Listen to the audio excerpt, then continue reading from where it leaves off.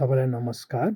आज हामी मोबाइलको प्रयोगले कसरी एलएमएसमा मुडलमा चाहिँ आफ्नो असाइनमेन्ट अपलोड गर्न सक्छौँ भन्ने कुराहरू हामी हेर्न गइरहेका छौँ।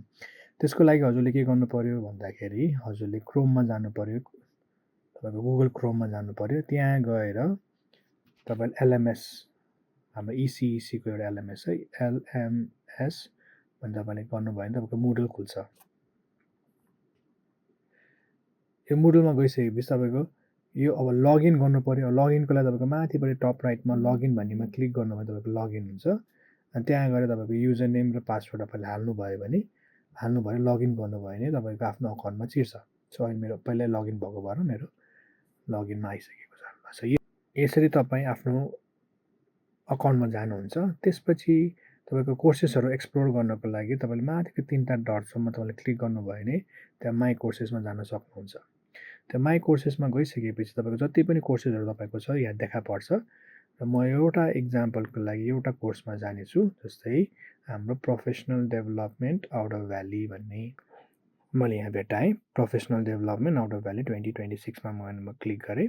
अनि यहाँ तल गएर मैले मेरो एउटा पावर पोइन्ट बुझाउनु पर्ने छ। त्यो पावर पोइन्टको लागि पेपर प्रेजेन्टेसन भन्ने छ, यहाँ मैले क्लिक गरेँ। यहाँ मैले क्लिक गरेँ भने मेरो पावर पोइन्ट मैले यहाँ बुझाउन सक्छु।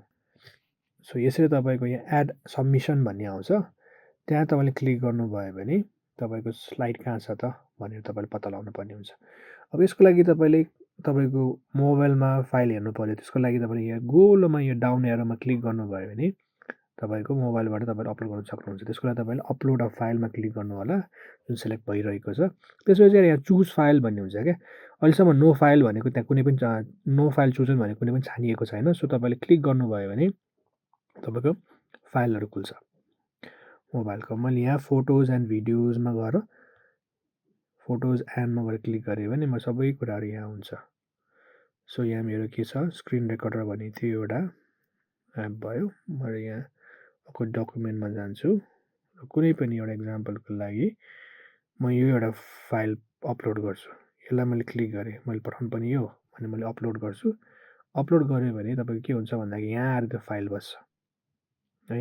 सो यो भइसकेपछि तपाईँले जस्ट सेभ एज गर्नुभयो भने तपाईँको त्यो फाइल चाहिँ सेभ हुन्छ।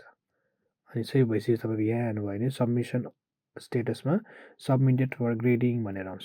सो यसरी तपाईँले आफ्नो असाइनमेन्ट अपलोड गर्न सक्नुहुन्छ। धेरै धेरै धन्यवाद। केही समस्या भयो भने तपाईँले कमेन्टमा लेख्न सक्नुहुन्छ।